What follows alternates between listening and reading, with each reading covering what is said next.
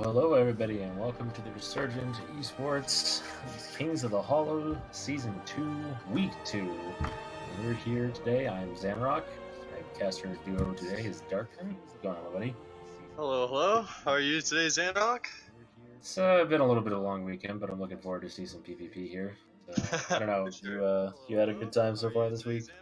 Yeah. So a little bit of news from the community side of things. We got our third and fourth guild, which will be on Emerald Dream or are on Emerald Dream and Illidan Horde, Resurgent ESB, and so yeah, that's going pretty good. We're on the cusp of 2,000 members, and the Tichondrius and Bleeding Hollow guilds are both top guilds now for PvP. So that's really Nice. cool. We're excited to launch the community two more guilds. Yeah, sounds like a good casting play. But yeah, other than that, I'm excited for the threes action this week. This week Yeah, it looks like we got like a few less teams than last week, but this week looks like it'll be one of those weeks where, because we have the standings where like they get points per win, players get points per win. There's potential for a couple teams to catch up to the top ranked players right now on the ladder. absolutely, yeah. Yeah, that's kind of the benefit of running this whole season system. Because if in the event where there's not a whole lot of people, if you're just consistently showing, you're going to move up in the rankings and be able to compete for some Yeah, exactly. competition. For sure. So it looks like Consistency is the key. We'll see a couple people jump up for sure today in the standings. Awesome. It looks like our first game is going to be Mop Dream Reformed versus You're In For Fun. These two teams have competed quite extensively last week. I'm interested to see if they've made any changes from some of the strategies they were using a little bit. That I'm not sure if we're gonna stick with their acronym name, but You're In For Fun should be pretty interesting. Last time they pulled out some kind of oddball strategies, and Mop Dream has notoriously pretty much punished people that have tried to go in it doing something outside the normal. So I'm really interested to see on this first match of Nagrand what the teams are running, what they're going to be trying here. But for anybody that's new here, like we've done pretty much every week, we have almost the same sort of system as the main WoW tournaments, where the first match of every set is always played on Nagrand, and it is a blind pick, which means neither side knows what team or what grouping is queuing up in. So to get the best out of our first series here, and let alone any of the best of threes, we always go in blind. But with that being said, I don't think, have we ever seen Mop Dream Reformed run like a turbo? I don't know if they've run a turbo before, but I know last week Resilience, who is Blood Reina on this team, the leader of Mop Dream, I know he usually mains a Windwalker, and last week he played as Mistweaver because he felt like his partners weren't on. So I guess he's probably trying to pick up a few extra points this week by playing, and I guess he chose the Mistweaver turbo. Well, that could work. We'll have to see what they do here. Now, the opening strategy of the Team Yearn for Fun with the Rogue is absolutely going to be wanting to try and capitalize on their ability with the sap here and try and open on some kind of target. So we'll have to see what he does. Now, they do manage to get that opening sap. They've got their Shadow Priest moving up a little bit here. They've got the follow-up one, but the initial fear is going to pretty much shut down the rest of the team, especially with that double sweep. This could be pain here, bud. Oh, man. Man, Resilience on Mistweaver, and he's still landing the double leg sweeps. It's just incredible. He's taking CC, though. His team's taking a little bit of damage. Triple Fear coming out. Nice play, but it looks like it gets tremored there by Aspie. Kick onto the Shadow Priest. All cooldowns are still up for both teams right now. Way of the Crane's popped by Blood Reina. But it doesn't look like much is happening with it. Shadow Priest is taking a decent amount of damage, but Match Mills able to keep him at a decent amount of health. However, he is getting pretty low. He gets kicked there, so he won't be able to disperse for 2 seconds. But again, Mills just pumping the heals into him, keeping his team alive. He gets storm bolted, and Brace has been popped. There's a smoke bomb being used on the other side on the Blood Reina, but he gets absolutely. On that smoke bomb as well too. They also managed to get a on the reverse side. They had a Stormbolt fly over, unfortunately, on that way the crane from Mac Mills, but they've got quite a bit of damage coming up here in a few seconds with Mop Dream before getting that Bloodlust back. But I don't know if that's going to be necessary if that rogue keeps taking damage like this, especially while his healer is sitting inside of a leg sweep. What has he got left here, Dark? Yeah, well, they have Life Swap left. They just used their Cocoon. What You're In For Fun has Life Swap left. And Trinket. So Trinket, Life Swap, and Trinket from the Mistweaver. But that's it. They're looking pretty scared right now. Bloodrina just used his Cocoon as well, and he has no Trinket. So actually, both teams are pretty low on cooldowns right now. The Warrior is looking a little bit scared. He doesn't have his parry there. Shaman does have Wall. So Yeah. both teams are like okay on cooldowns right now. Pretty even game right now so far. Big Fear going out, pressure onto the Shadow Priest, it looks like. Now this could be the moment we looked for with the turbo cleave right here. They've got their bloodlust going. They've got the avatar popped. This is the sequence that they absolutely need to land as much damage as possible. And you see that Shadow Priest just taking hit after hit. He's currently inside of void form, and despite the pretty massive amount of heals being pumped into him right now, I'm not sure that this turbo is really beaten through some of their cooldowns that they want to be able to get. Either that or Mash Mills is managing to keep him alive without having to use like things like Cocoon. He does have Way of the Crane available, but looks like it does finally come out there. We'll have to see what they want to do with it. Yeah, there's the Cocoon being used, Evasion being popped from Exomorph, but the Shadow Priest Nacho Bucket does have Dispersion and Swap back. So if they train the Shadow Priest, I mean, he can just disperse their next go. Maybe the Rogue might be the target now, especially if he doesn't have Evasion. Yeah, it The could be. Matcha Mills just popped Crane too, so if they were to go hard on the Rogue, I think that might be the play for Mop Dream here. But again, their Warrior is he has minimal cooldowns as well, so he could be a good target for You're In For Fun. But Nacho taking huge damage. Yeah, absolutely. I think if that Stormbolt that they just landed behind the pillar there, that's absolutely not what that Shadow Priest wants when he needs those heals desperately from his healer at the moment. Match Mills around the other side of the pillar. Now, unfortunately, it looks like on Team Mob Dream, they are taking quite a bit of damage currently, excuse me, with the Shaman forced to use his wall, and I don't know if he's going to have enough afterwards. That blind getting immediately trinketed, or sorry, no, it sat for a few seconds on Blood Reina. But despite that, they're just going as hard as they possibly can. Now, he still has Toxic Blade, and forcing Disperse out from You're In For Fun means that they might have a damage opportunity coming up here after burning the remainder of the cooldowns out from the Turbo Cleaver. So we'll have to see what Match Mills wants to do. Yeah, and that was a near perfect setup from Mop Dream. We saw a double leg sweep onto You're In For Fun, plus a paralyzed incap onto Match Mills out from Resilience, which was insane. But then they overlapped the Hex and Stormbolt on the match at the end, which could have been the kill. However, Aspie taking huge damage, forces the Crane and the bubble from Blood Reina. Match Mills is actually Blood Reina very close to being so mana could be the game deciding factor here. But Double Fear being landed.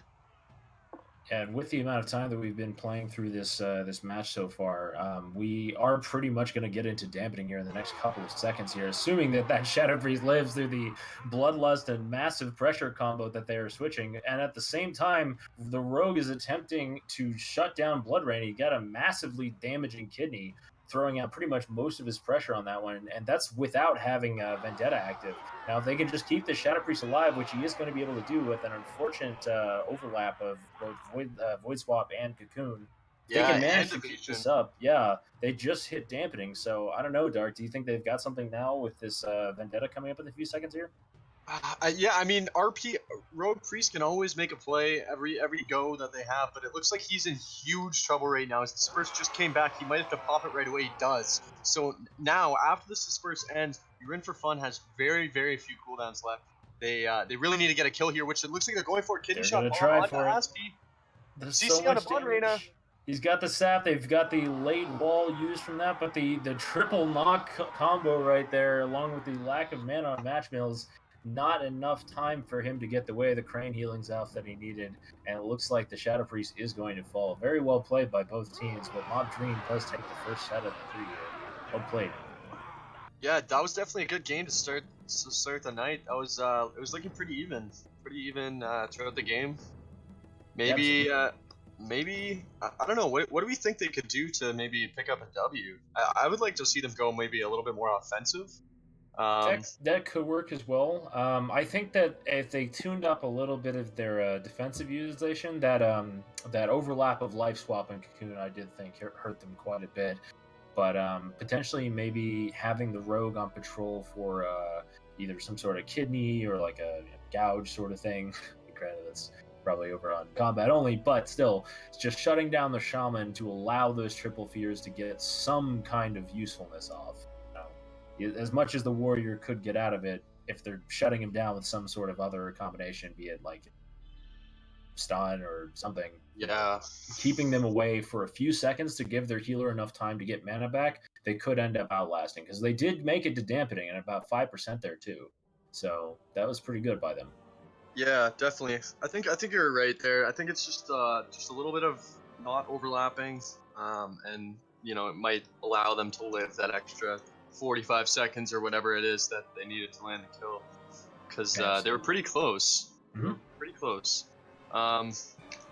We're just getting the map pick for the next getting the map pick from the admin here. Want to see what they want to do with it, because I mean, really, map choice for these guys that could be really interesting. I mean, because it's You're In For Fun is doing the map selection, are they not? Yeah, so You're In For Fun. It looks like they chose Culveron, so another pretty neutral map. Nice and big, has the pillars. I think it's good for. I mean, it's good for the RP. RPS. RPS. RPM. Yeah, so we'll see. I think if they just clean it up, I'd like to see them maybe get better set goes. Like, it seems like they had maybe 2 or 3 really, really good goes that game. But outside of that, I feel like they could be going maybe every 30 seconds or every 45, rather than spread out throughout the game. Yeah, absolutely. And I think that as well, too, we also saw a little bit of maybe some of their upcoming strategy options as well, too, when Exomorph did jump over to the Mistweaver, get quite a bit of cooldowns and almost killed him practically solo. I mean, he did have some dots taking, but the Shadow Priest was generally controlled at that time. But if they manage to sync up together on that one, or maybe land a silence to follow up a kidney after the Mistweaver of Team Mop Dream doesn't have his trinket anymore, that could be the setup they're looking for to land a kill on these guys. I mean, they obviously want to try to get as much of the Shaman's cooldowns out of the way as they can for something from the Mistweaver, but with these gates opening here in the next 10 seconds, we'll have to see what they want to do. Do you have anything that you think that they've got, Dark? I think you're onto something here. I'd like to see them hit Blood Rena. I think they could definitely land a kill on him and a good swap. But we'll see what they do. Rogue Exomorph going in for the sap, and it looks like he's going to land it. Yeah, I don't think these guys have any really great way to dodge that. Oh, but he does get the immediate Blade Storm, knocking the Rogue out as soon as the sap goes down. He's trying to get out of there as best he can, because he definitely does not want to get caught behind a pillar like that. Now, the Shadow Priest does use the opportunity to get quite a few dots up. The Leap Fear going out onto the healer if You're In For Fun with a double leg sweep, tons of damage, forcing the disperse from the Shadow Priest. Lots of pressure right there. They did have to use the Avatar and the Bloodlust for that, but a nice response there from Nacho Bucket, getting a little bit of a minimization of that super powerful damage combination that the Turbo is for. Yeah, definitely. Looks like they're hitting the Rogue a little bit here. He still has all his cooldowns, though. The Shadow Priest is probably the best option, just because if you shut him down, that's shutting down a lot of their damage and their setups. Exactly. So it's a pretty good strategy. Full kidney shot bomb onto the warrior. It's a boy. Blood Rena gets in there, but he gets silenced on it into a triple fear. Insane play from Nacho Bucket. Nice job. Popping in brace too. Looks like he's just going ham, keeping himself alive. Disarm goes on to Matcha Mills. Vendetta's been popped. This is their go. And big damage on Itsu Boy, but Blood Rena doing man! That full hex right as the Matcha Mills got out of range. He's on the complete other side of the pillar and pretty much just had to sit that. He didn't want to have to trinket that. And because of that forced out the cocoon right there. Their Shadow Priest is taking a ton of damage. There's the life swap, forcing the evasion as well too from the Rogue, as he was the only target in range. Now that quick silence and a blind being used, they did force a trinket off that onto Blood Rena.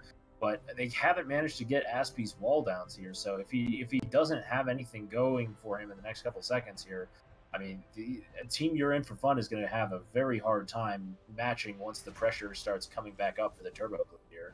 Yeah, I have to agree. And Blood Reina had some insane CC onto Matrimills out of the Hex there, and we see another Hex land right now on the Matrimills. Aspie doing a really good job landing those Hexes. This might just be it on Nacho Bucket, but he's out of the Hex. He should be able to heal him here. Spurs Oh, the dispersion of 5%. So he has Way and Bubble coming back up. So they should be good for a little bit here, but really good job by Mop Dream, just keeping the pressure, relentlessly playing in their face, and Blood Reina gets silenced. But definitely look for him to push into Matrimills. It seems like he keeps CCing every time they go. There's the defensive being popped by the Warrior. Leg sweep onto Blood Reina. This is their go, but a nice parry, and it doesn't look like they'll be able to do too much. They're going to reverse it. Hex, locks, double leg sweep on a Nacho. Sweep. Oh no. Paralyzed He's got no trinket. There's so much CC going into him. If they land one Hex right here, this could be it. And right now, I think the Exomorph knows that. Getting that double stun onto both of the DPS of Team Mop Dream, blowing that Vanish for it, as he's playing Assassination. He does not have access to Shadow Dance to be able to just, constantly drop those stuns. Now, he does have access to Vendetta right here. They do have the Kidney Shot. The Cocoon has already been used on Aspie at, I believe that is full health as well, too. They do not want him dropping right here, but despite that, they're still taking tons of pressure, and with the Mistweaver Matrimills not having his trinket available here, he has to sit that full Hex. The Shadow Priest can only dispel magical effects, and unfortunately, that might cause the death of the Shadow Priest right here, which it looks like it does. Unfortunate for fun. Nice fear by Itcha Boy at the end there as he came out of the Hex and just sealed the deal. So Mop Dream takes the first series 2-0. Well played, boys. Well played. Very well played. Yeah, that was a great set for a first of the Kings of the Hollow here. So I don't know. I'm looking forward to some of these competitions here, because with the reduced total team pool here, I think we're going to see quite a bit of interesting matchups this week. What do you think, Dark?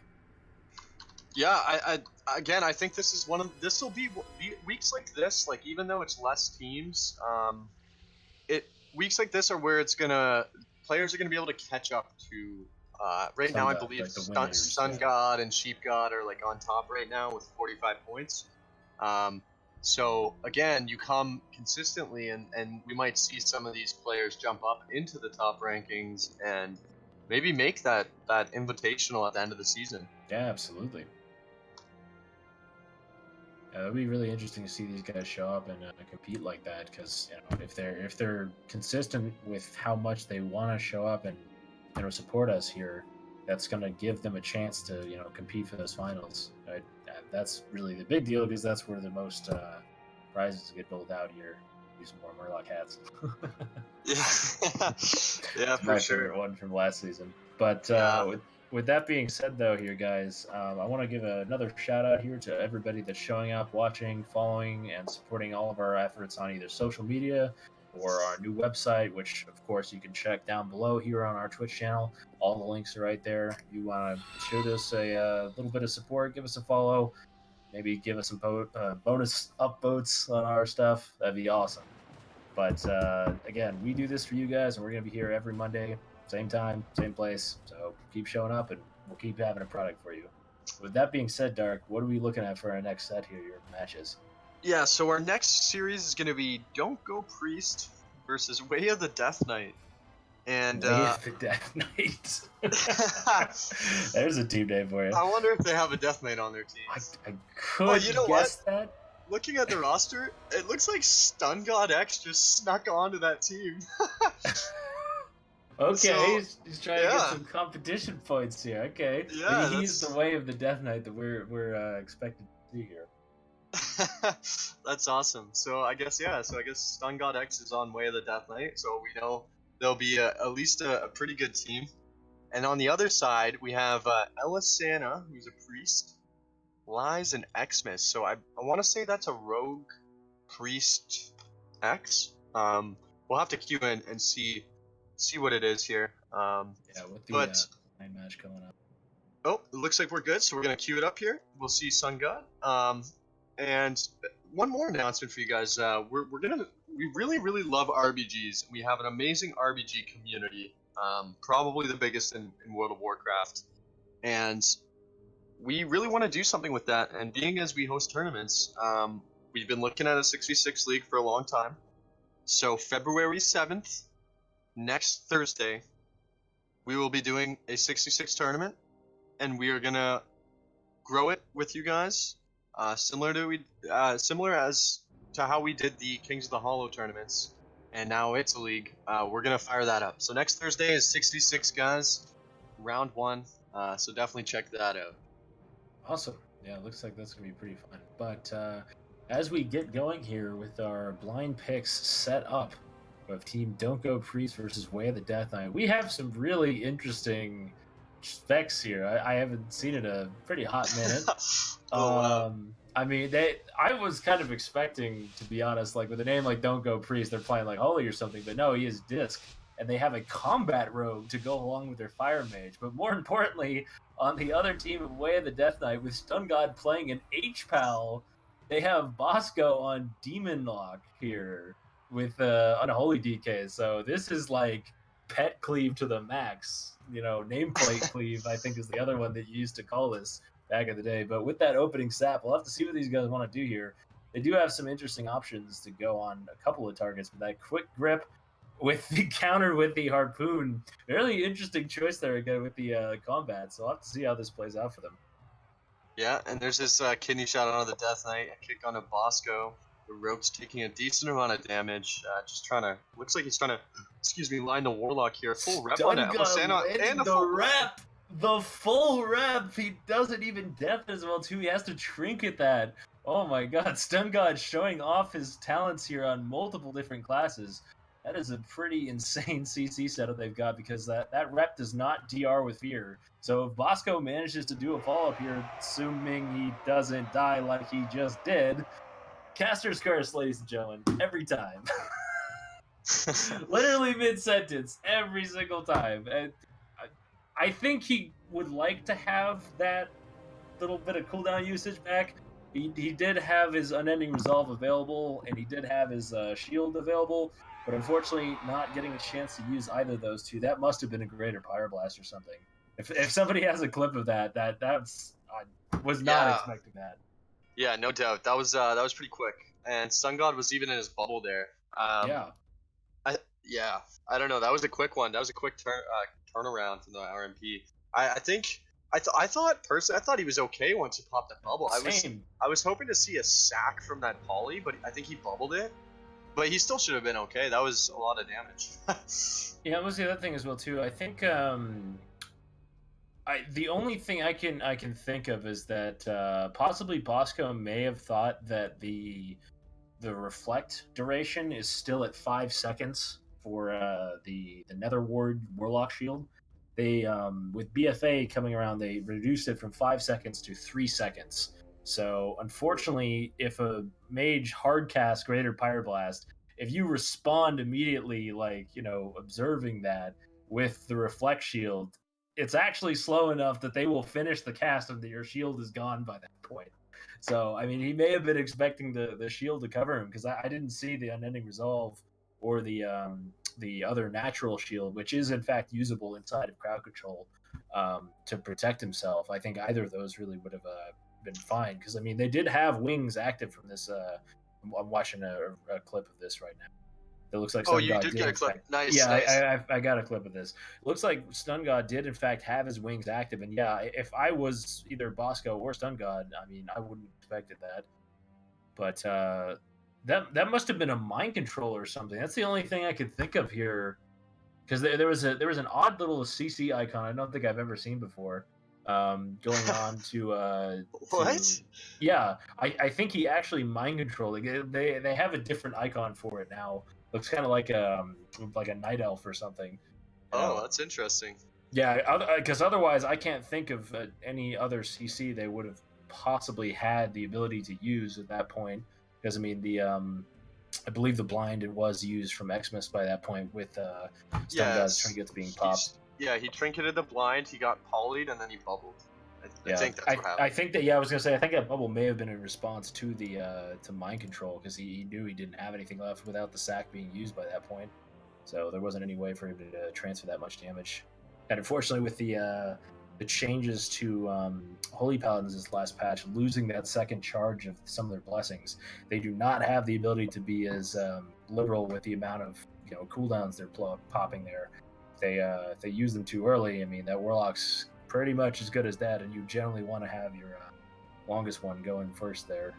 So, fortunate situation, but you never know. Do you think they have something here to get this turnaround? So yeah, Ashamains Falls, the next map pick. We are in the arena about to start the game here, and the comps look to be the same. So again, I think maybe just better communication of their defensives, and just beware that that can happen at any moment. So you really need to play safe and communicate well in order to stay alive throughout the scary Fire Mage Rogue burst. So we'll see if they can do that. Here we go. Absolutely. We'll have to see what they want to do here. Now, they might have an ability to get in combat a little quicker this time. I'm still surprised, and I made a mistake before calling it. It's in fact an Affliction lock, not a Demonology lock. So he does not have the extra pets from that ability. But at the same time, that sap getting a first greater Pyroblast there immediately is going to be really painful for these guys. Now, they do manage to pop a healing aura, but that triple fear, though, is going to shut down the large amount of protection that Bosco has from his paladin. And with that full kidney shot or pistol shot as from combat there, he is a little bit scared right now, Dark. Yeah, there's the wall being popped. So Bosco and Stungod both used their wall there. But other than that, I mean, they still have the decent amount of cooldowns. That was Combust, so a decent job staying alive. Big damage going on to Elisana. Looks like they're going for the healer here. At least the Death Knight is. Bosco's kind of just playing with Stungod on the mage over there, but they're both getting CC'd by him.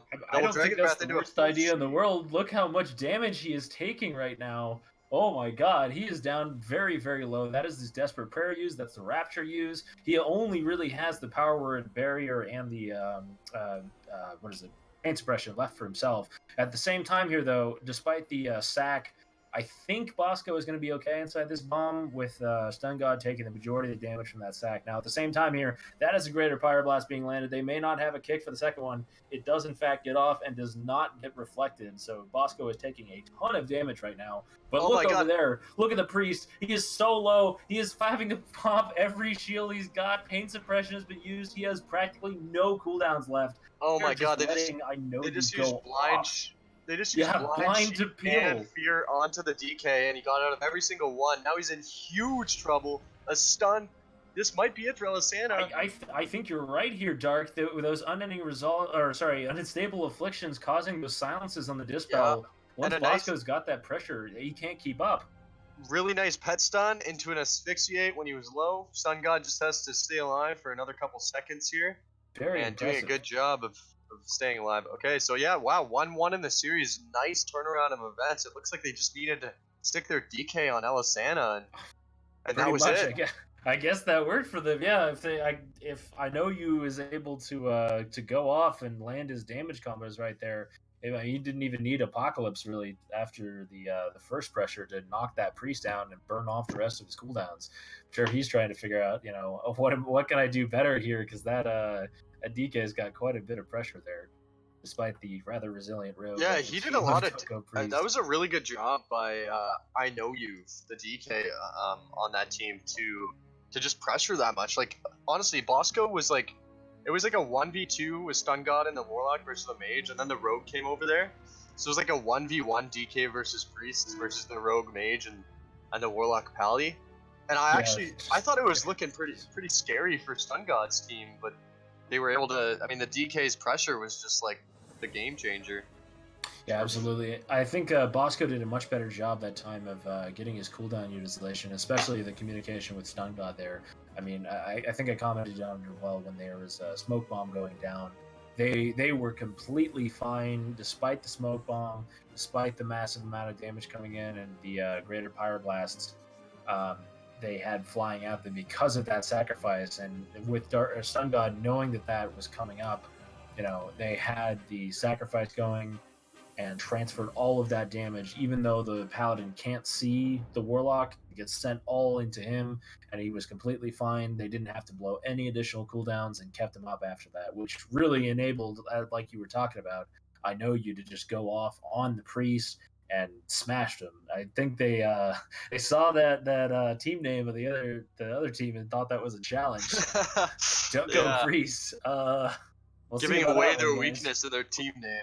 Yeah, maybe, I not don't know. exactly the best decision there, but we'll have to see what the next map pick for these guys is. I'm kind of curious because really, with Affliction Lock versus not Demonology as I originally thought here, and the ability to death grip people, really none of the big maps. I don't know if that's going to be a huge benefit for the RMP team here. So what do you think, Dark? Again, I think this map is pretty neutral for the as far as these teams go, but I think it'll come down to Stun God being, like you said, that stack was actually like that was really really good and Top tier, allowed him. yeah. Yeah, so I think if he's able to use his cooldowns like that again, he's definitely giving his team a chance to land a kill on, any like the priest or whatever they're going on. But like in these high pressure, intense situations like RMP, it is very hard to execute that perfectly every game. So Absolutely. we'll see if he's able to do it again. Again, it's his ult, so like showing off his multi-classing abilities here. Stun God does sit atop the season The 2 points ladder, ladder yeah. right now. So we'll see if he can pick up a couple more points And here. with these gates about to open, we'll have to see what these guys want to do. Now, if they go the same way here, and I know you is not able to get combat outside of the gates, we're gonna have to really follow Xmas here, the rogue. If I don't go priest, because if he manages to get this sap combo, they could land a massive damage chain like they had the previous time, and potentially another triple fear to follow it up. That would be the ideal opener for this RMP. But at the moment, looks like they're opting to play a little passively. Not sure how well they Mage is going to be a fan of that, as the Invis he has does have a duration limit. But looks like they are wanting to go very ham off the bat here. The Reflect has been used from the Warlock, and they've got quite a bit of damage going on to the Priest. But with the kick and the double combo that they've been used on with Dragon Breath here, I don't know, Dark. Does the Mage with combo and Meteor coming down, is that going to be enough to stop these two? Especially with Not. the damage transfer. I think he had a really nice reflect there. I didn't see it actually reflect, but I think he mitigated a lot of that damage. But he's taking massive pressure. Maybe Stun God might need to use that sack here. Oh, he already did. I'm sorry. So this is maybe trouble for them. Full sheep. He has to trinket maybe, or he might be saving it for blind. Bosco pops wall and it's off. So they're in pretty big trouble here. But he does use the trinket, so they still have blind for him. He gets out of it with a bob. A short sheep. Bosco still a huge shovel smoke bomb, and he just dies. Too much CC on Stun God.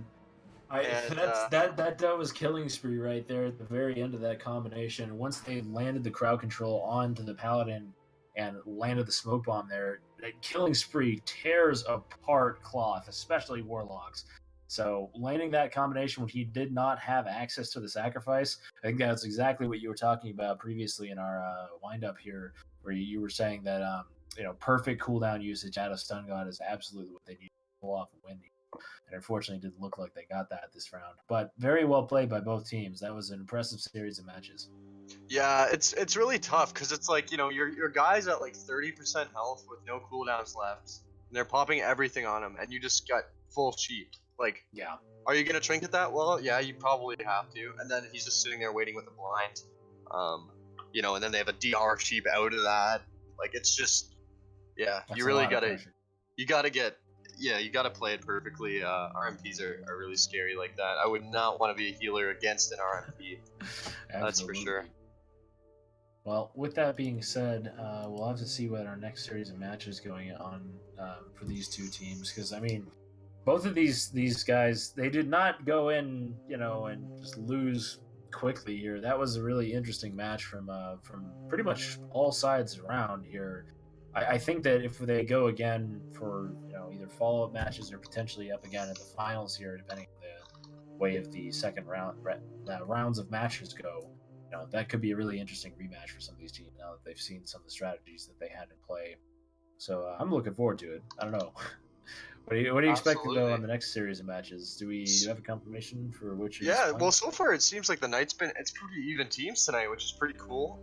So you're in for fun is facing Way of the Death Knight. All right.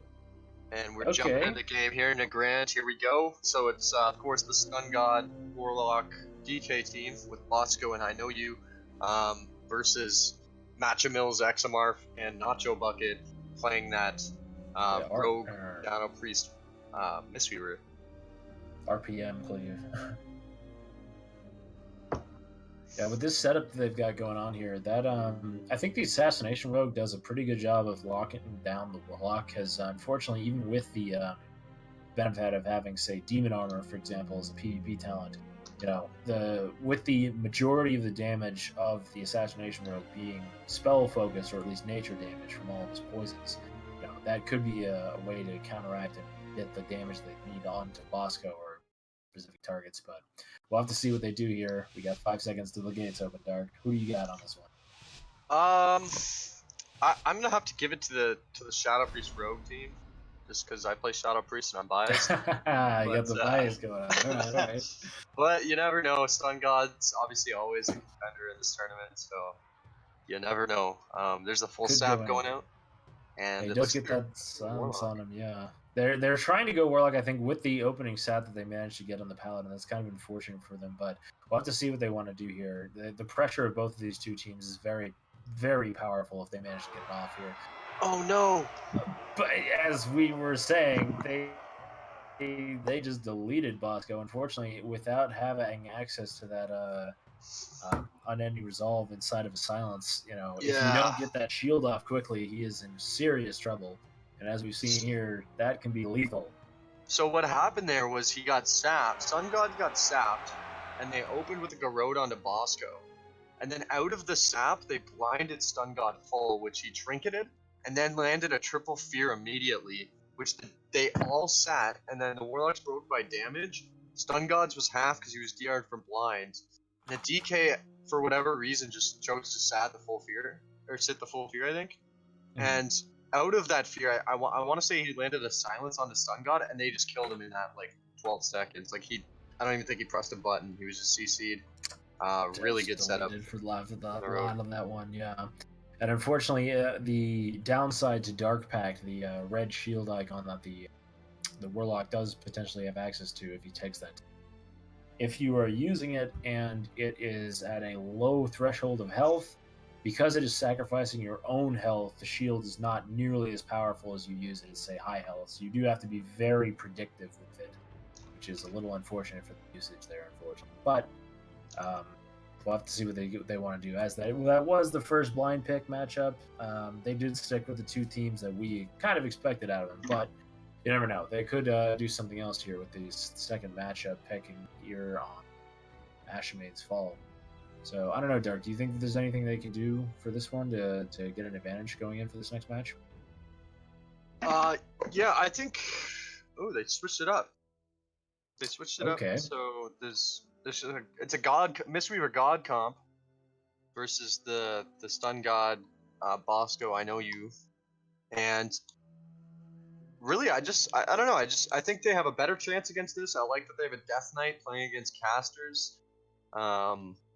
I think they have a better shot against this. Really, just again stop the CC on Stun God. Maybe get a Mind Freeze on a Poly, or grip it. Just somehow stop their goes, and I think they're able to put out enough pressure that the way of the Death Knight might be able to come back here. Yeah, and they're going to have quite a bit of difficulty doing that, as the the Mage Priest team does have the potential for a huge opener with the way that Frost in particular builds up their damage. Now, if he does get this solid invis off here, he might manage to land a Poly, which it looks like he's going to blink around the corner and unfortunately not be able to land. I know he's definitely a little salty about that one, but very nice play out of Stun God there, getting around. Now, they might try to switch up their target here, as Bosco did get crowd controlled and then kicked right afterwards, so he's not really going to be a threat for too long, but I know you absolutely wants to delete that healer. I know that Death Knight's looking for trouble right now. But at the same time, he's got to be a little bit careful here, Dark. Do you think that he's got enough after this AMS to stay aggressive like this? Right now he's full health, so maybe, but it looks like, I don't know. It's a scary situation. They could really just kill him. And then it looks like they're going for mind controls and polymorphs. There's an offensive block with offensive block. What the heck? I don't know. A full sheep though. Full sheep. This could be it. You could be right. The Death Knight could definitely die right here. It's a full sheep. No outs for Stun He's got to God. be so careful right Going on the now. Warlock. They're going on the Warlock here. They're I just think they're just killing them splitting, both. yeah. Like I mean, they're both so low, and Bosco uses it as an ending resolve, and we do see an IBF come out from I know you. That is the majority of the way that they get their super big heals off of Death Strike. But at the same time here, with Bosco getting kicked, and already having burned his trinket, I mean, he really doesn't have much of a way to start getting out some pressure here if he doesn't stop getting CC'd. But at the same time, with their paladin getting forced to bubble off of the poly sheep chain, that's not going to be enough in time to save their Death Knight. Really powerful pressure coming out of Team You're In For Fun. That Shadow Priest Mage, man, wow, that's Yeah. some pretty crazy damage. So You're In For Fun takes the series. That's a 2-0. And well played again to both teams. But yeah, You're In For Fun. They just seem to kind of control that the entire time. I don't know. It seemed like if Stun God didn't play perfect, that Yeah, they started running into problems. But yeah. I mean, it's the healer's burden, I guess you could say. I guess Happens so. a lot. Yeah, it does. It does more than you would like to think. So the next series is Mop Dream Reformed versus Don't Go Priest. So that was, of course, Resilience on the Mistweaver playing the Turbo versus the Don't Go Priest RMP. To see if they take that team name to heart. I'm not sure if they Turbo is going to listen to the Don't Go Priest strategy, so we'll have to see what they want to do. But again, with this first match being a blind pick, we'll have to see what these guys go for in terms of strategy here. But is there anything that stands out for maybe some follow-up matches in the final round set after this, though, for some of these teams we might be seeing again? Yeah, so this is the second. After this series is done, we have one more round, and then we're on to the finals. If anything, I would let this week seems like it's probably one of the more even playing fields we've had. Yeah, I can see that. It seems like most series are going to 3 games or at least close, which is pretty cool. So really, I don't know who's gonna take it tonight. I really don't know. I think Mop Dream is looking pretty good, but both of the RMPs are also they've won a series as well. So yeah, and as we've seen, RMP can be very, very dominant at the top. With some of our clips from last week showing that deletion of the Mistweaver, man, they got rid of that dude in like 2 seconds flat. So we'll have to see what these two teams want to go here. Now, with a little bit of a different play here with Don't Go Priest running a combat rogue, that might change the strategy up a little, but I don't know.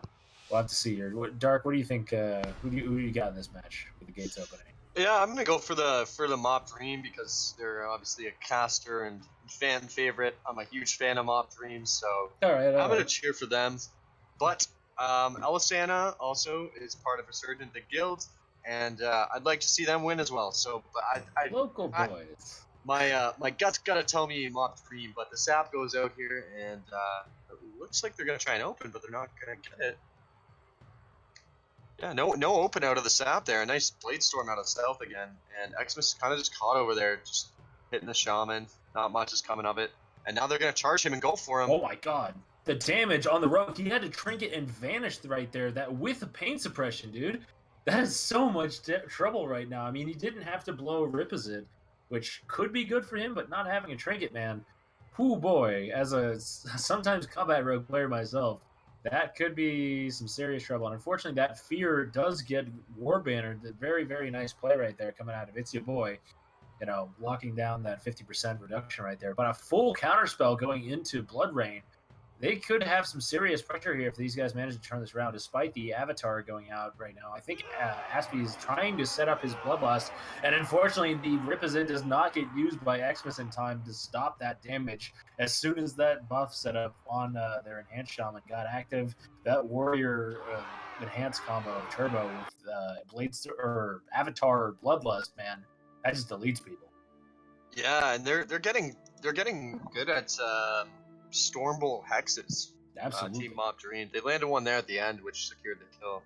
And in the previous series, they were kind of overlapping them, but they were landing them every game. And maybe it's actually the Stormbolt is so that they can land it. Makes sense. But no, that definitely some good CC out of Mop Dream, a good game. Um, Yeah, and I think that for the last team when they went against the RPS or the was it RPM or RPM team? Sorry. The benefit of having a hex on that team is that nobody outside, and actually, no, I don't even think the monk could dispel hex even if they wanted to. So yeah, nobody on the RPM team has a hex dispel, but they must have been throwing some pretty solid crowd control, or at least a disruption into the mage, because with BFA, mages do now once again have access to remove curse, which is an ability to get rid of that hex there. So I mean, they must have been doing some serious grinding right there to keep the mage's attention focused and not be yeah, able to for get sure, the for hex. sure. So we have a little bit of an update. Unfortunately, one of the team's players had to go, which with our new rules this season means that they are out for tonight. Of course, anybody can show up next week and play. But what that means for the rest of the night is we're going to finish out the round. If you did face Way of the Death Knight in round 3, you will be awarded 2 wins, and we're going to jump into the finals after the next round. Being as there's only a couple teams tonight, we're going to just go straight to a finals after the round robin. Normally, we'll do a semis and then a finals.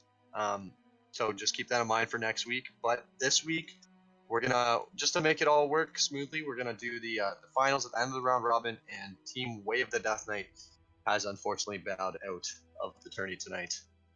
Well, that sometimes happens. I mean, real life does call. But at the same time, here, guys, once we do get into those final matches, do keep in mind the finals are a best of 5 series, so we do see the final people going head to head and possibly securing a few more wins, maybe taking off some of the lead that some of the previous weeks have had.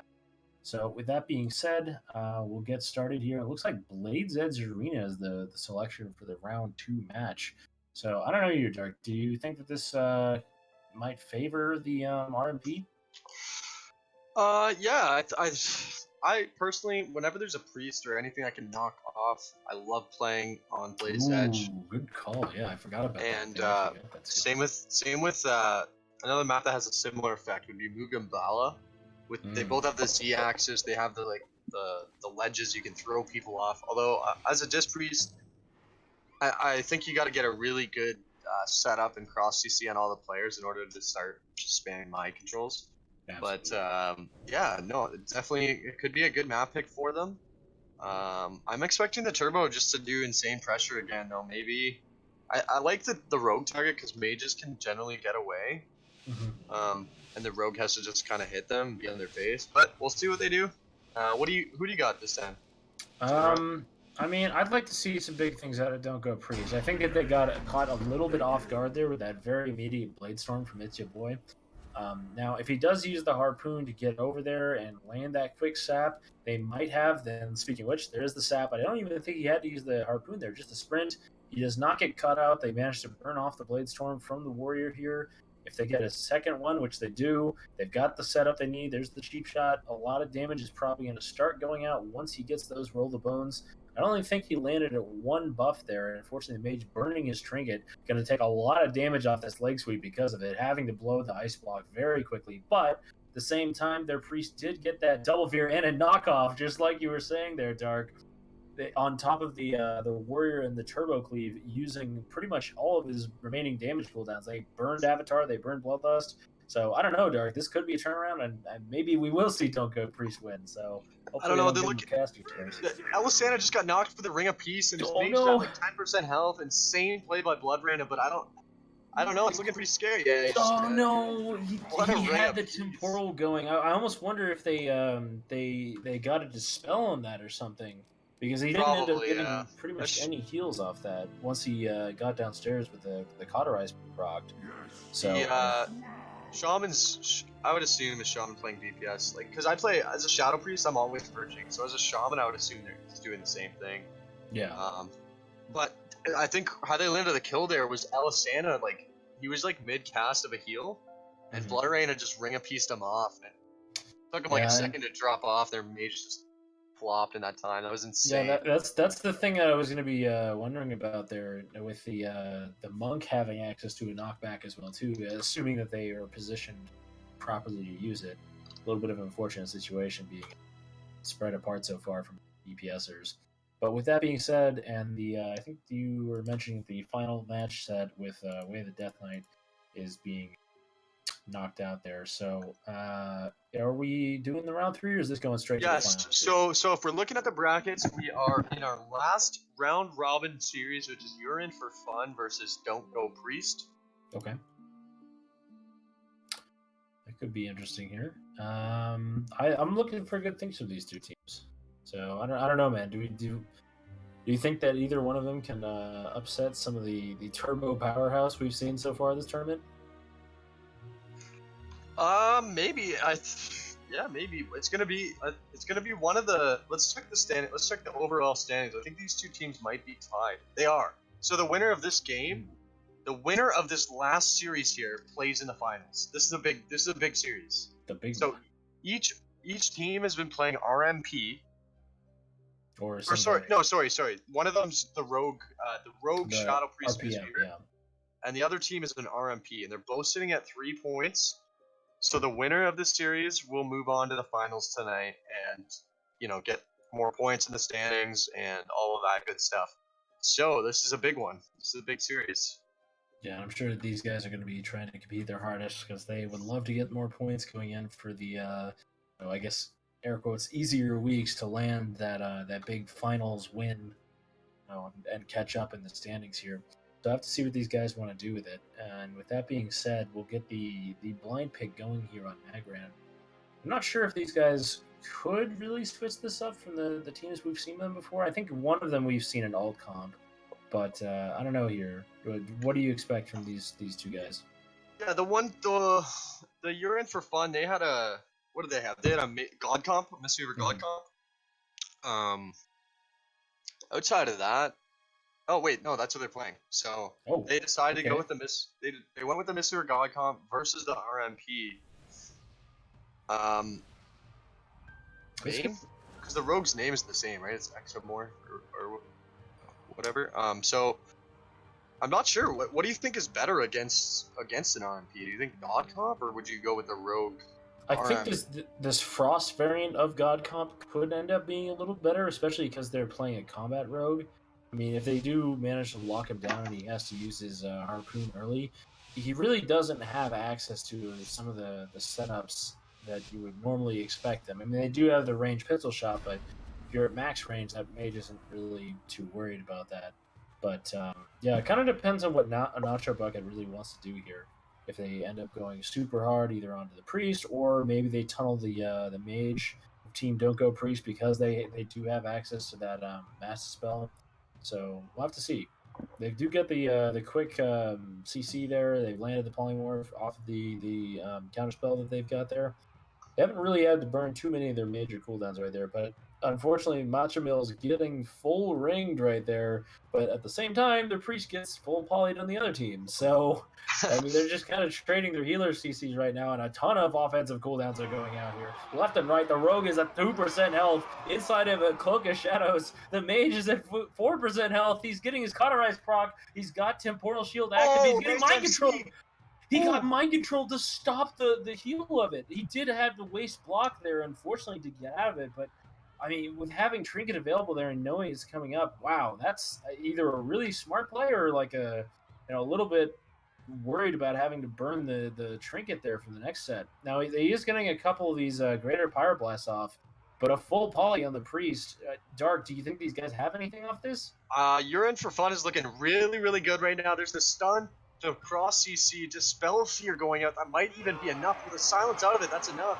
Yeah, and with no cloak there, he just goes down. Oh man, I was gonna say it was like a mage duel at the start of the game, but then all of a sudden the damage just came out from You're In for Fun, and the RMP didn't level the damage at all. Yeah, but at the start of the game, it was like mages were fighting for CC, but then all of a sudden You're In for Fun just threw all their damage out, and wow. Yeah, 1 second. I think that must have been Nacho Bucket going Void Form. I mean, he got that pretty quick. I'm almost curious if he's running like Dark Apotheosis or something.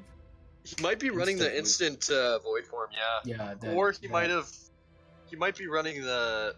We'll be able to see next game, I think. He might be running the 60 Insanity instant Void Form. because you can get that pretty quick as well. But yeah, the instant one is insane for like really really fast setups.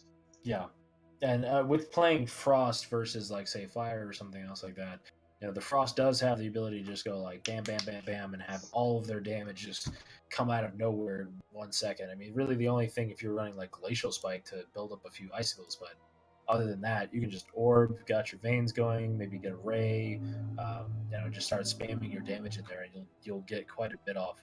You've got all your guns going, so it's very little setup that those two have to do. So it's going to be interesting here. I don't know, Dark. I mean, I was kind of expecting the RMP team to do a little better than that, but I don't know. Maybe I'm gonna have to support. What is it? Yearn for Fun here. They showed pretty well. It could go off. Yeah,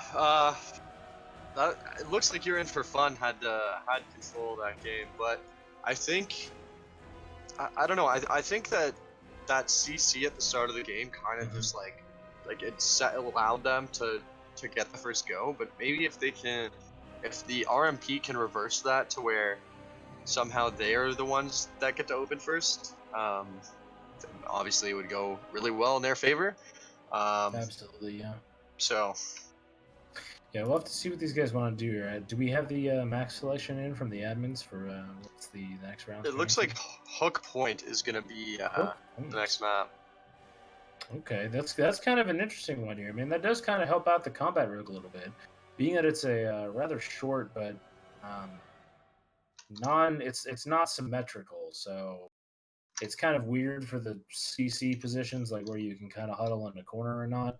But at the same time, a combat rogue does have access to grappling hook. If he's blowing sprint out of the doorway, I mean, they could get an instant sap off that, and if that's the case, it could be pretty interesting. But at the same time here, we do see a talent swap.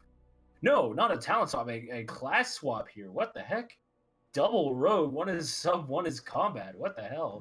This could be like crazy in terms of setups. Oh man, yeah. This is interesting. I like the fact that Yearn for Fun went back to rogue, because I feel like if they were playing mage here, 2 casters versus 2 rogues, it might not have been as pretty for them. I don't know though. But either way, this is gonna be a really really interesting double rogue. You don't see that every day. No, you don't. Absolutely, and I think they're probably glad, being that I believe Yearn for Fun does have to submit their team comp selection after the map pick of Don't Go Priest. So maybe they knew as soon as, hey, we can go in this double rogue. And with that being said, these guys are trying to get their stealth opener set up. That double sap being initiated, they're trying to find the rogue, and I think they might start switching up here. They've got the cheap shot stun going out onto Nacho Bucket, and the double cheap shot on the other side from their assassination rogue. That is the last little bit of his stealth there. No Garrotes, unfortunately, so his damage might take a little bit of a hit from here. But with the first smoke bomb being used and a full blind going out, this is going to be really interesting for the double rogue here, because you, as a healer with Matcha Mills, you cannot just trinket immediately on the first blind, because if it's not like an absolutely critical one, they have a second one available and could just do immediately a second one after the DR resets. So this is, speaking of which, tons of damage here, coming out left and right, having to blow a cocoon. Oh, that's not enough. He goes down. There's no PSEs. That must have been inside of the no, he got silenced. He got silenced, Shadow Priest by Nacho Bucket. Really, really smart play there, landing as much of the damage as they could. Now, I think Lies may have needed to try and get out of that smoke bomb a little bit quicker there, but unfortunately, if his priest is silenced, there's not a whole lot of healing you can really do while that's happening. So very well played by Yearn for Fun there, and these guys will be punching their ticket for the finals, it looks like. But yeah, with that being said there, guys, stay tuned, and once we've got the setups going in here, should get that going for you. But with Dark on that last one, I mean, do you think that double rogue worked out for them, or is that just like maybe they haven't dusted that off in a while? Well, I don't. They actually smoke bombed without a stun at the start. Like I would have liked to see them maybe set it up like a little bit. Like, they had the right idea. They forced the Mistweaver bubble, that kind of stuff. But maybe he was able to just walk out of it. Yeah, maybe that's why they wanted to use bomb though, to try and like force the To bubble bait into it? knowing. Yeah, But yeah, yeah, true. to debate it, because I mean, a lot of healers like will instinctively, oh, I have the ability to heal somebody inside of a bomb, bam, like they need to use it now, Right, pretty much, yeah. otherwise they're gonna get panicked. But it doesn't look like it worked out for them amazingly well, and that was a pretty big discipline, I think, from Blood, hanging on to his trinket on that first blind. Because with the double rogue, you do really have to be worried about that one. If you just insta trinket, in 20 seconds, you're going to sit in another 8-second blind, and with a sub rogue, I mean, that's a Shadow Dance sap away from a 16-second crowd control chain. That's not what they want at all. Right. So, what this means is because you're in for fun, took that series, we're gonna move into the finals, which will be you're in for fun, booking their spot with the win of that series versus Mob Dream, who I don't think has lost a game today. No, not yet. Yeah, I think they won all 3 of the rounds they were in. So that should be good. Again, the teams tonight, they're by winning games tonight and just coming every week, you earn points in our season-long standings, which can be found at resurgentesb.com/standings. And right now that we got a couple people on top who other people are going to be able to catch up to now because of just playing tonight.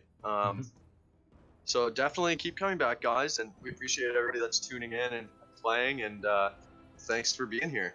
And we're going to move on into the finals here, the grand finals for week number 2. Yeah, it should be pretty fun here. And with that, this being the finals again, guys, this is a best of 5 series coming up here. The thing I'm kind of looking forward to is with our blind pick being the first round here on Nagrand, do you think that either of these 2 teams are going to try anything differently? I mean, we've seen a lot of turbo from Mob Dream tonight, but I know that they have other comps in their pocket. On the same coin, if you know that they're playing turbo, do you change it up at all? So it could be a bunch of different strategies going on. So I don't know, Dark. What do you think here coming up? Yeah, I don't know what's going to happen. I would assume it's going to be a turbo versus. Oh, okay, it's a god comp. It's the god comp. So it looks like they've like swapped. Okay. They're comfortable playing with the RPM and the god comp, obviously. And it looks like the god comp is going to be the choice here, which is interesting because personally, if I was queuing god comp, I would not want to queue that into a turbo, in my opinion. I'm almost wondering if they maybe opted to go for a comp with a mage because they've landed a whole bunch of hexes tonight. Because otherwise, running with a Mistweaver, they wouldn't have a dispel for those.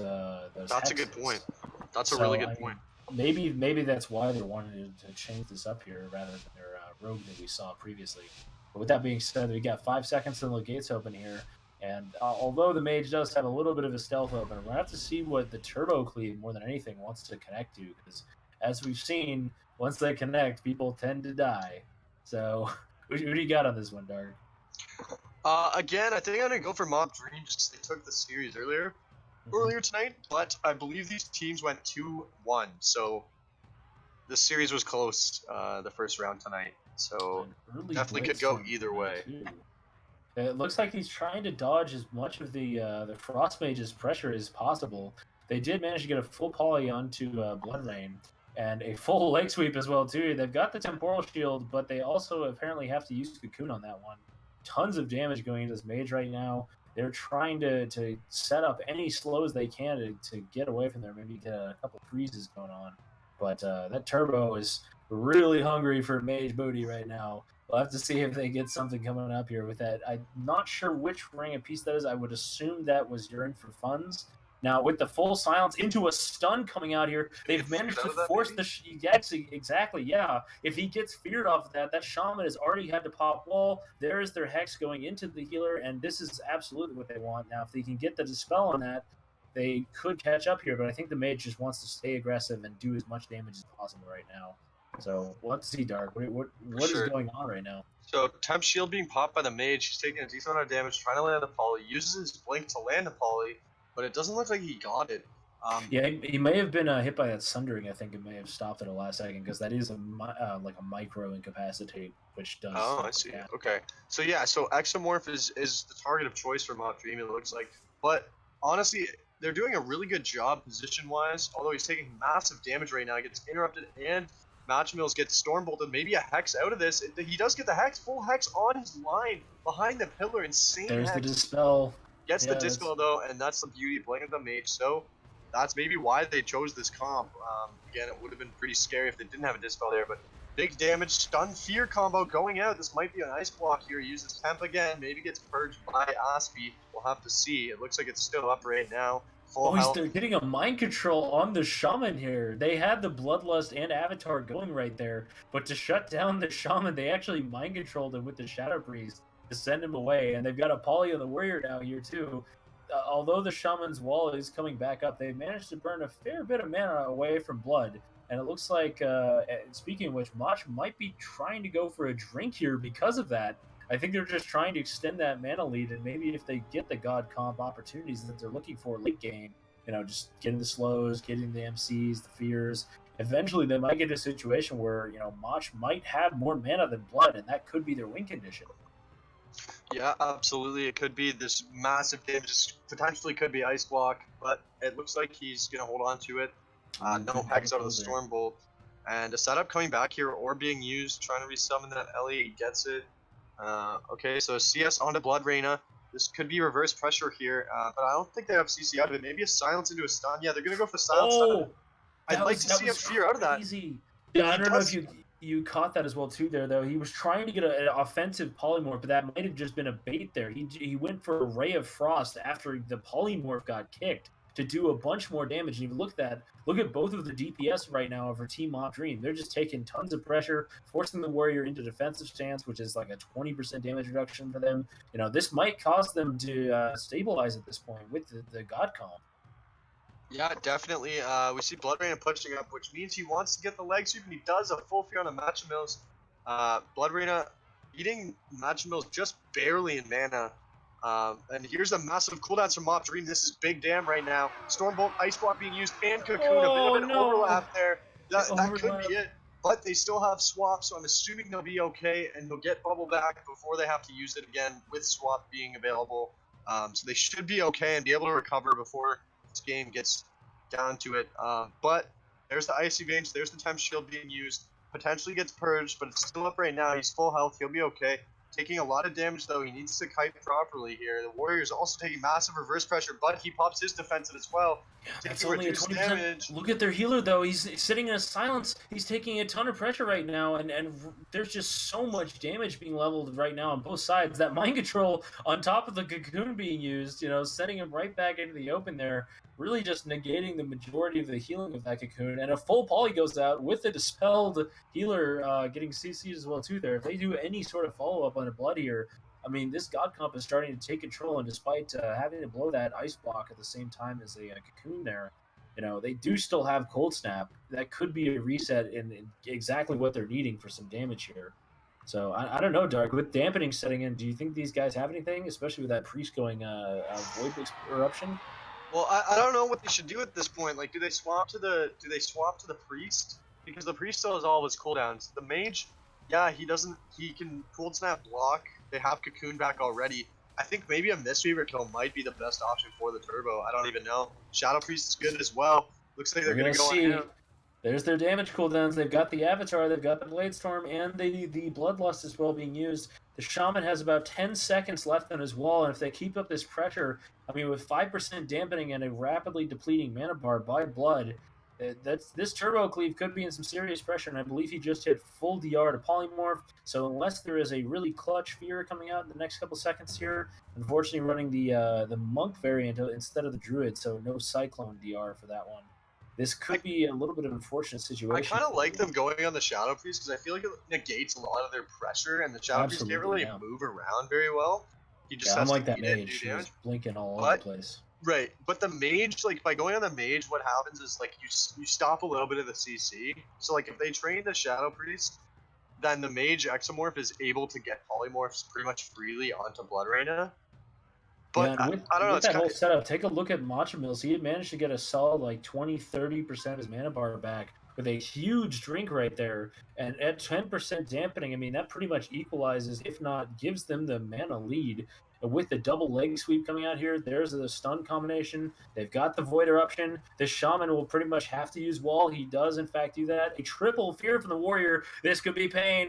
They've got the Bloodlust. They've got the Avatar in 5 seconds here. This is the huge amount of damage that they're looking for. Now, the way the Crane did get stunned by Matcha Mills, and despite that, they've tried to land their pressure as much as possible, but it looks like not too much is going to come out of it, despite a few cooldowns being used like Temporal Shield.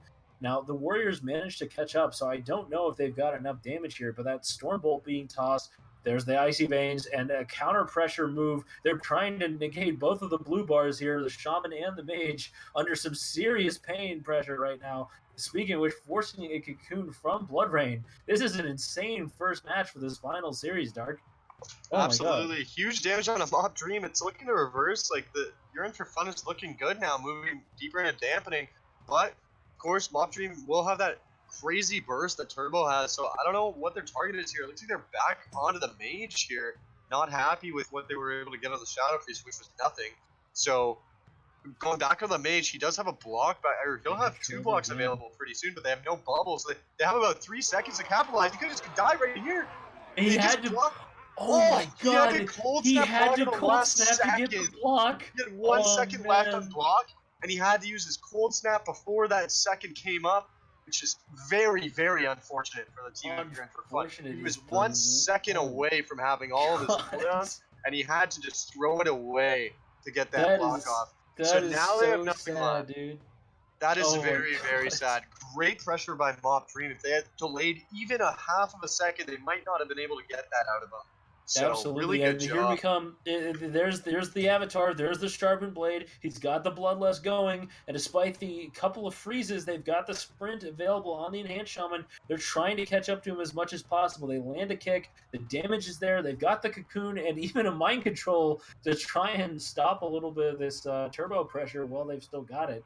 Now, with the Blade Storm coming up in a few seconds, that's probably going to be used as more of a root break than anything, for this Turbo to stay aggressive and do as much damage as possible. But it looks like he's just going in for it. They really want this. They managed to purge off the Temporal Shield and force the Cocoon out. Now, Matcha Mills, despite getting the earlier mana lead, that looks like it's been very critical right now because he's getting rapidly lower in terms of mana bar. This 26% dampening that we're at right now is going to start feeling the pressure on both of these 2 monks, as monks are not exactly the most mana efficient healer. Now, despite all this, both of the 2 damage dealers of Team Mob Dream are taking quite a bit of pressure here. So what do you think, Dark, with this Void Eruption and Silence coming out here? Is this Warrior going to survive this? This is big damage, but he still has Cocoon and Trinket. Blood Rainer does, so it should be okay. Pop's defensive there. They'll be alright, definitely. Blood Rainer will have to use his coolies next, which could be now onto Hot Speed. But he has his wall in 4 seconds. Big damage onto the Mage right now. And the Mage is in trouble. They can... Again, they have 4 seconds on Cocoon. Temps being popped, it gets purged right away, so this could be it. Cocoon comes back now. They have 2 seconds left on Link Tap. Oh my god, the execute! Oh, it's so low. He wants to get out of there, but he doesn't have it. No, he gets the execute with the last seconds of Avatar and takes down Exomorph at 32% dampening. What an insane match for the first of our finals here, ladies and gentlemen. Wow, that was a game. That was a good one. That was spicy. There was some seriously great plays from both sides there. I mean, forcing that damage, getting that block, the last millisecond there, having to burn the cold snap for it, as you were talking about there, Dark. That was huge. The swap for the Mage, getting rid of those hexes, also huge. And on top of that, having the double caster being able to split up the pressure of that turbo cleave a little better.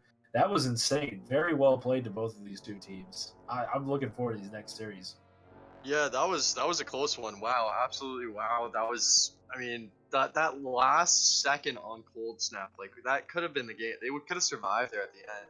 But honestly, it felt like Mob Dream might have had the advantage most of the game. When the God Comp was doing well, I feel like it's when they were able to land the Shadow Priest was landing silence and stun combos onto Blood Raina, and they were using all their damage. Like so, the 45-second go, that's what God Comp thrives on. Yeah, exactly. And I think they kind of lost that somewhere. Whenever that point was when they switched to the Shadow Priest, and then they went back to the mage. Whenever they switched to the Shadow Priest, that's when that 45-second go seemed to kind of just disappear. So maybe if they could just clean it up and start going every 45, and when they're not going, just protect the mage. That was a close one, man. That could have gone either way. Blade's Edge, though. Ooh, Blade's Edge, especially with those mind controls available, and both monks having the Ring of Peace to potentially knock some of these casters down.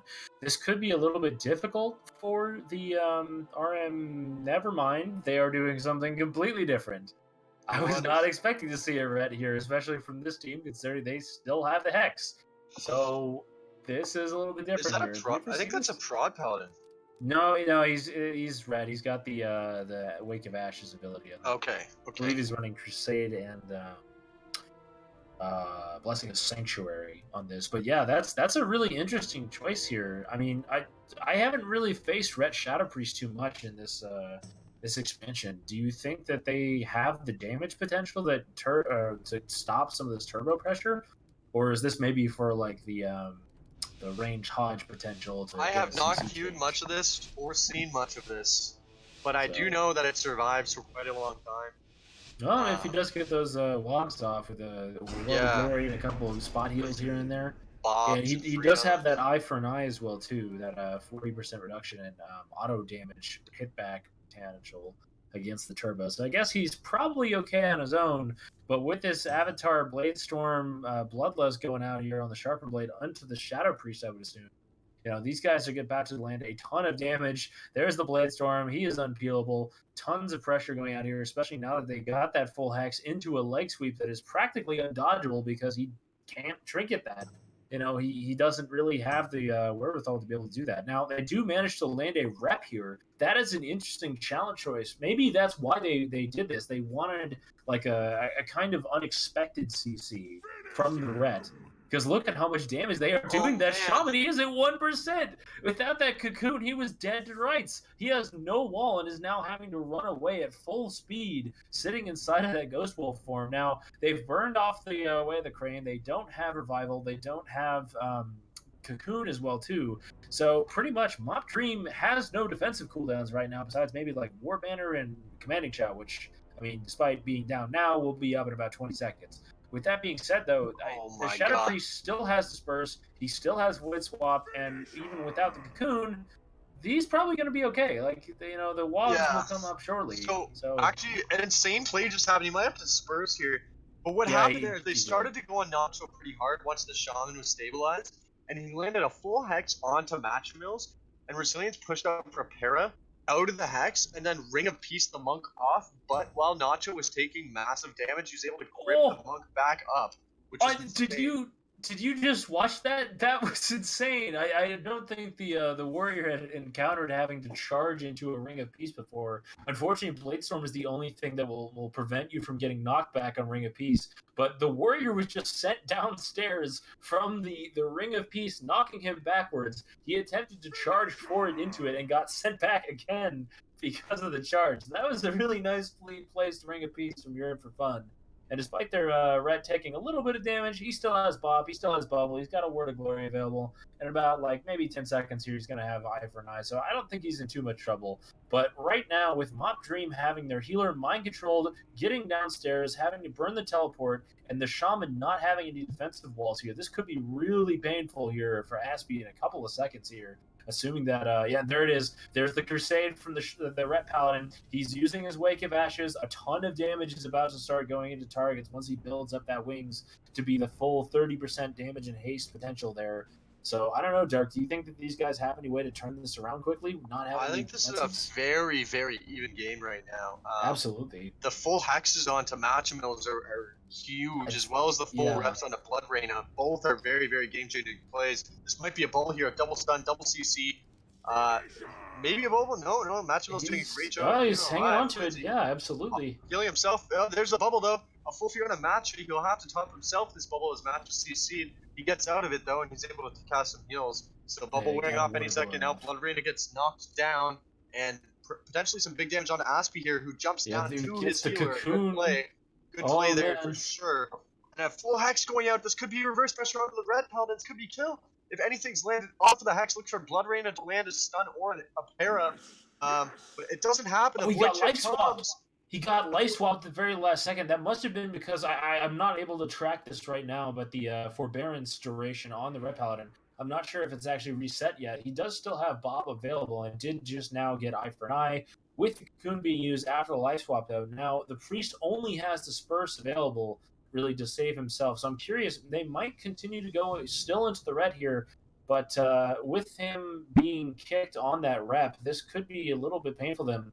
And especially like you were saying, those hexes are really hurting your Infant Fun, because with them not having a dispel, that was a trinket immediately off of a hex, and they're just going to take so much pressure here right now. If they get that bop purged as well too, that is going to be the end of that Red Paladin. He's in a stun. He's going to have to use it out of it, and unfortunately not in time. So much damage. He's not able to stop himself.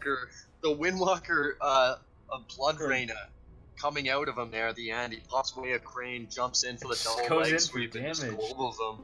Insane that was plays. Crazy. That was a good game. That was really intense at some points. Definitely an interesting match. The Red Pally changeup. The reps and hexes were like huge there. Like they just that was pretty on point there. I would definitely agree with you on that one. I'm almost curious though. It's like I almost wonder if like is Ret Mage a viable comp, because I know that that's the person shifting, but I can't think of too many other compositions that involve some form of a curse dispel. Yeah, that would probably be good. That the Ret would work with here, because I mean, like they did plenty of damage. Like I think that was the lowest we've ever seen the Shaman of Team Mob Green tonight, get down to. He almost died. I mean, he was at 1%. Without he was almost dead. That was just so close. Yeah, that's a good question. I don't know. Maybe throwing in a druid somewhere in the mix. I don't. Or mage ret. Does Boomkin still get a curse? Yeah, Boomkin sure does. Curse. Yeah. Okay. So if it does, then yeah, I think Boomkin ret. That would be pretty crazy. Maybe even ret. That'd be good. Yeah. Some sort of hybrid for sure. I think would be the best. But I mean, mages. Especially because in particular, Boomkin as well. I mean, besides having that the knockback potential as well too, the rep being on the Incap school, they would need somebody with either a Fear or a Cyclone school, which both Druid DPS now have access to Cyclone again. So if he does manage to get that, they have the dispel potential there. So I'm curious here. This could be match point for Team Mob Dream, but maybe we'll see some sort of switch up here. So I think that they've got some aces in their sleeve that they could find a way to even this out here. Yeah, back to the God Comp, which of course was an insane game to start. So they haven't even tried their RPM yet. Maybe it's maybe this is their main comp. Could be. Either way, definitely a good team. So we'll look for the Hex Dispel from the Mage, as well as of course like goes every 45, because that's what God Comp is essentially. You go off the priest's stun silence combo, which is available every 45 seconds. So if they can land that and maybe a sheep on an off target, or whatever the play is, whether they're stun silencing the kill target or the healer and then poly somebody else, look for that for sure to be the deciding factor in the game for this team landing a kill. Here we go. Yeah, absolutely. And you're going to have to notify me if Blood does eat some CC here. I mean, a little bit of a frame issue here going on with my casting camera. But at the same time here, looks like these guys are setting up on the far pillar. The Mage is coming in super close. If he gets the freeze, which he does, into a full poly, these guys are ready to do some damage. Unfortunately, that Shaman having to burn the sprint to just get away from him at that point.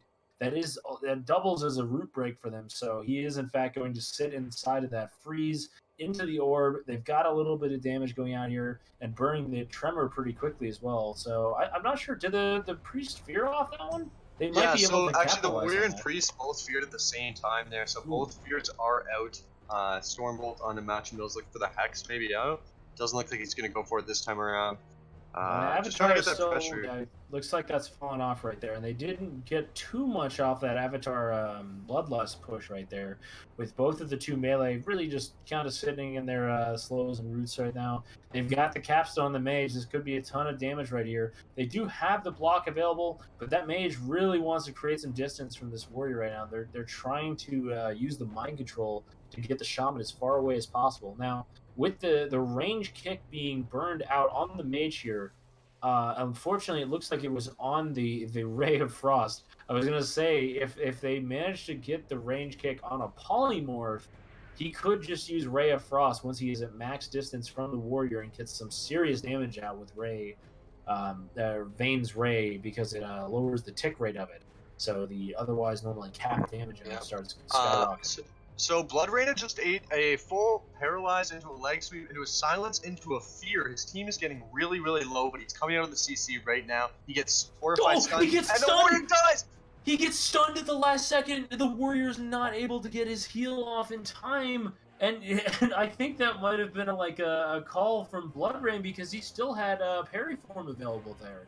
That was crazy. Yeah, that is what they need to do. They need to land that CC combo perfectly, and they did exactly that and just ended that warrior. That was an insanely good play by the team of You're In For Fun. Absolutely insane. Nice damage, nice CC. That's how it's done right there.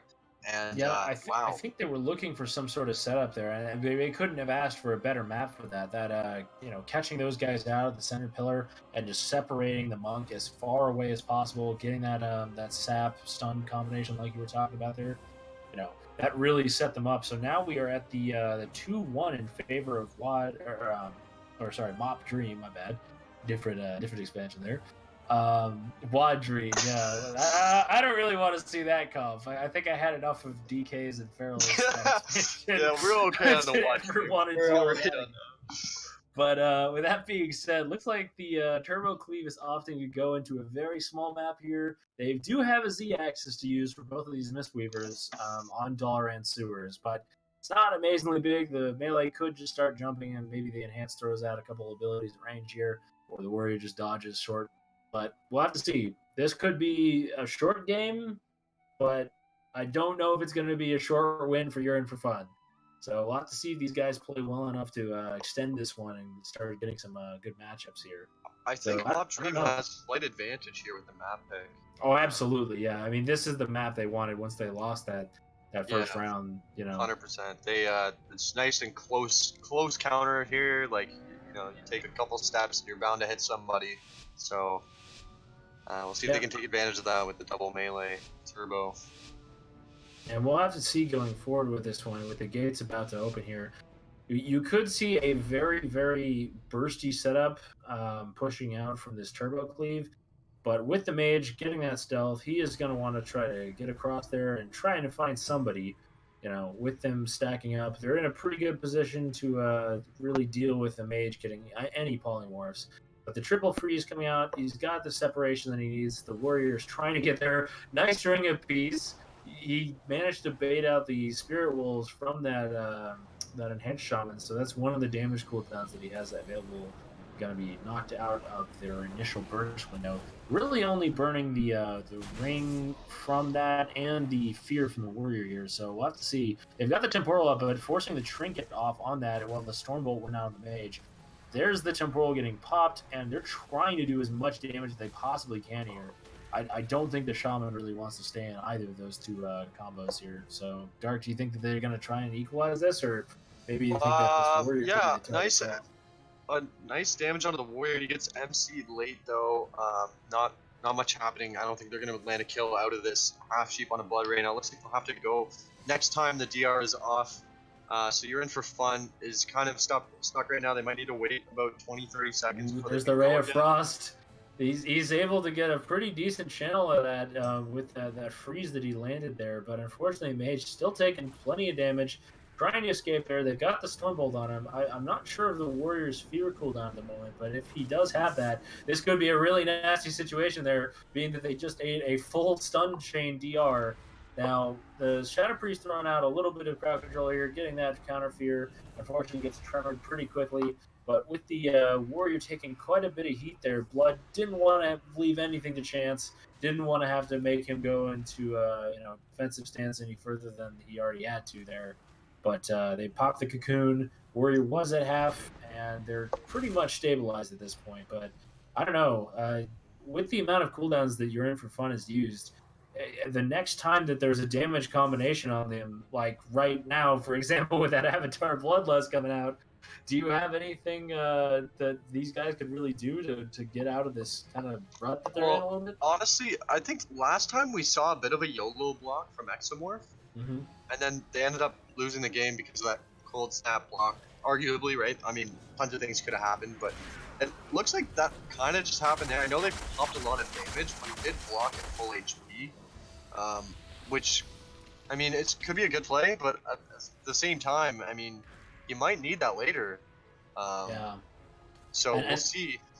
That's one thing I usually, at least when I'm playing my mage, that I'm always cautious about, because if you're not going to immediately cold snap after resetting your block, after using block the first time, you have to really know in your head, I am not going to die for 5 minutes. So there has to be some serious communication with your healer there, because otherwise, if he'd actually just done the snap it there, he would have had the second block usable anytime, and then the cold snap reset was what they're going to be training on. So I'm kind of wondering here if they're trying to really extend this into dampening like they did last time, but maybe get the benefit of not having to blow the second cold snap for a little bit longer. Now that Ray of Frost does get interrupted there, Warrior's taking quite a bit of pain.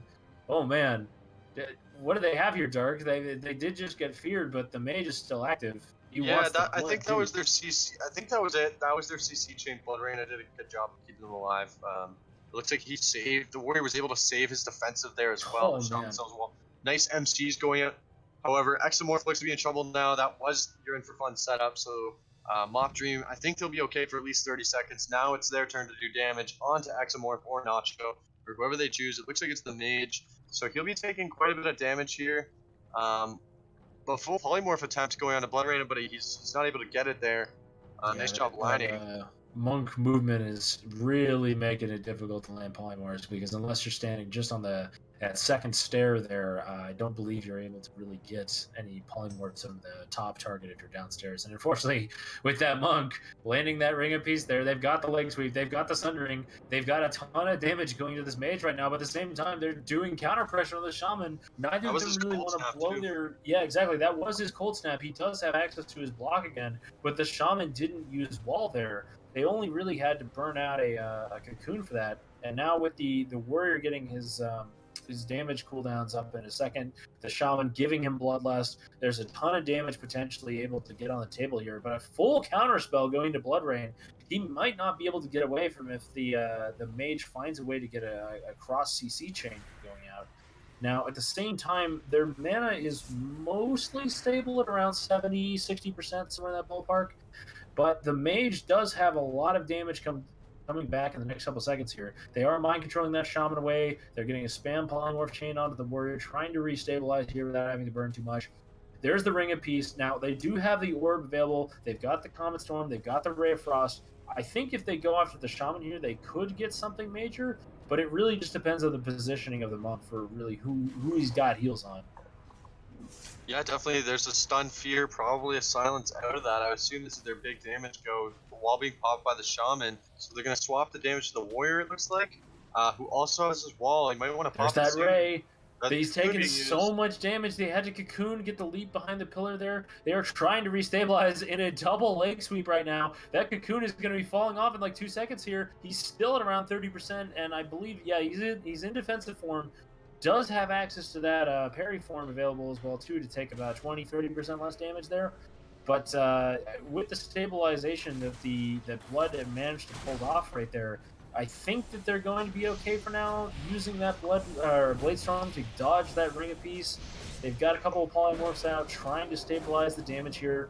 The Shaman is getting mind controlled now, and really this is where God Comp excels, just rotating both of the melee off them by either some sort of CC chain as much as they possibly can, extending this into the pretty deep dampening, because right now we are at around 11% here, and really only growing. if they start picking up any further, one swap here onto this warrior could be pain.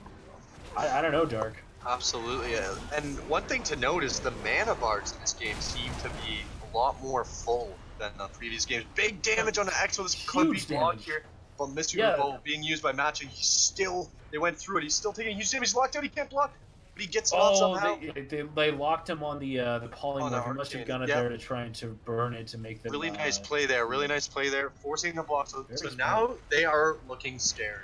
You're in for fun has nothing left. Actually, I'm sorry. They have Trinket Life Swap from Nacho Bucket. That's about it.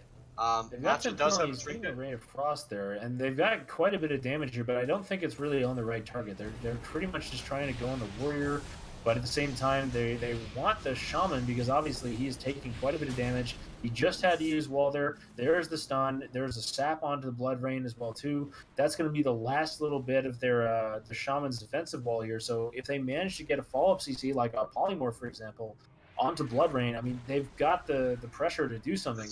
But I don't know if that Mage is going to survive that. Very clutch life swap there coming out. Oh my god, Dark, this is getting intense here. I don't think he has anything left. There's the Mistweaver Bubble, so now they definitely have nothing left. He uses Temp, he uses the Absolutely. Mistweaver Bubble. Matcha has his Trinket, but I'm not sure what he could use when he does use the Trinket, maybe a Way of Crane or something. But Ectomorph very, very scared right now. He has Cold Snap in less than a minute. If they survive a minute, they might be able to turn this game around and do something. But right now, Mock Dream Reformed is looking like they're in a better position to win the game. Massive damage on the Exo. Any CC on a match could be game here.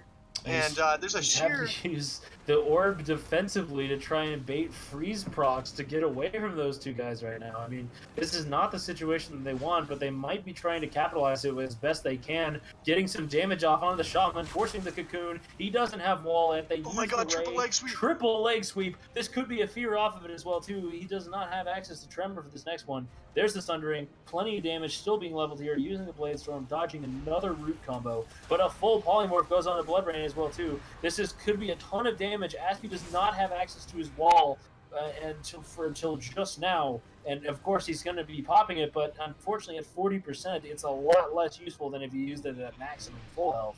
So with this mind control being used and the Ring of Peace knocking down pretty much all the damage dealers, either by chasing or by using it onto the lower plane here, this could be a really dicey situation for You're In For Fun. Now they do have that Cold Snap usable just now, like you were talking about, because of that quick usage. But the Warrior's still taking tons of damage here, Dark. Do you think that he has anything after this? Oh man, it's just a battle to see who can do more damage right now.